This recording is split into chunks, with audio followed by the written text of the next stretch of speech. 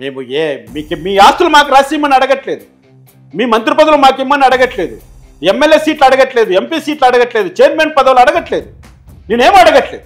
అంటే నన్ను నా కుటుంబాన్ని ఇంతగా వేధించినటువంటి పెద్దిరెడ్డి రామచంద్రారెడ్డిని అరెస్ట్ చేస్తారా చేయరా, అతని పైన న్యాయపరమైన చర్యలు తీసుకుంటారా లేదా?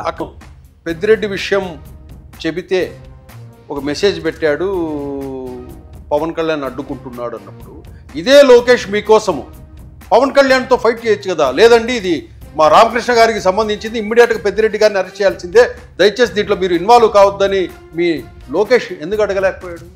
మిత్రధర్మం, కూటమి ప్రభుత్వం ధర్మం పాటిస్తుంది. ధర్మం అని మీకు అన్యాయం చేయకూడదు కదా లోకేష్, మీ నాయకుడు మీ వైపు పోరాడాలి కదా. వాస్తవమే, మీ నాయకుడు, మీరు ఏదైతే మా నాయకుడు అని మీరు అంత గట్టిగా చెప్తున్నారు రామకృష్ణ గారు, అటువంటి లోకేష్ పవన్ కళ్యాణ్ దీంట్లో ఇన్వాల్వ్ అయ్యేటప్పుడు అన్నా మీరు దీంట్లో ఇన్వాల్వ్ కావద్దండి, 5 సంవత్సరాలుగా రామకృష్ణ గారు పోరాడుతున్నారు, ఇదొక్కటి వదిలేయండి, అతను నా మీద ఎంతో నమ్మకం పెట్టుకున్నాడు, తక్షణం నేను రామచంద్రారెడ్డిని ఈ కేసులో అరెస్ట్ చేసి నేను లోపల వేయాల్సిందే, మీరు ఇన్వాల్వ్ కావద్దని మీ నాయకుడు ఎందుకు చెప్పలేదు? నేనేమంటున్నాను, రేపో మాపో అరెస్ట్ చేయమని అడగట్లే, 5 సంవత్సరాలు వెయిట్ చేస్తా, నెక్స్ట్ 2029 ఎలక్షన్స్ నోటిఫికేషన్ వచ్చే వరకు వెయిట్ చేస్తా.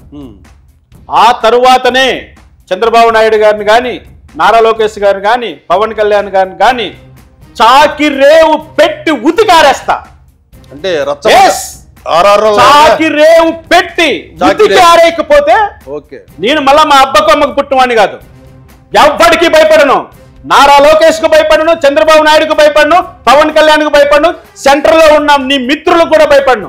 ఎలా ఉంటుందంటే యుద్ధము చెప్పాను కదా అప్పుడే, చాలా చాలా తీవ్రంగా ఉంటుంది. ఈ 5 సంవత్సరాలు మీరు ఎలా బలపడతారో నేను ఆ విధంగా బలపడతాను.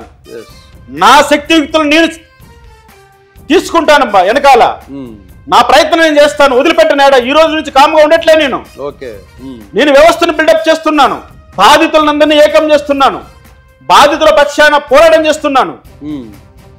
రేపో మాపో నా న్యాయమూర్తి ఉద్యోగానికి రాజీనామా చేసి కోర్టు వేసుకొని హైకోర్టులో నిలబడి పోరాటం చేస్తాను.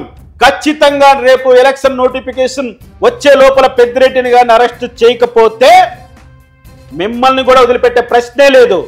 నాయకుడు లేదు, వినాయకుడు లేదు. అన్యాయం చేసిన వాడు ఎవడైనా మా చేతనైనట్లుగా నేను చెప్తున్నాను కదా, చట్టము తన పని తను చేయకపోతే నా వ్యక్తిగతంగా నేను చేస్తా, వ్యక్తిగతంగా చేస్తా, చస్తానో బతుకుతానో ఐ డోంట్ కేర్. నేను ఒక మానవ బాంబుని, నేను నా శరీరంలోనే బాంబులు ఉన్నాయి, ఒక మానవ బాంబులాగా మారి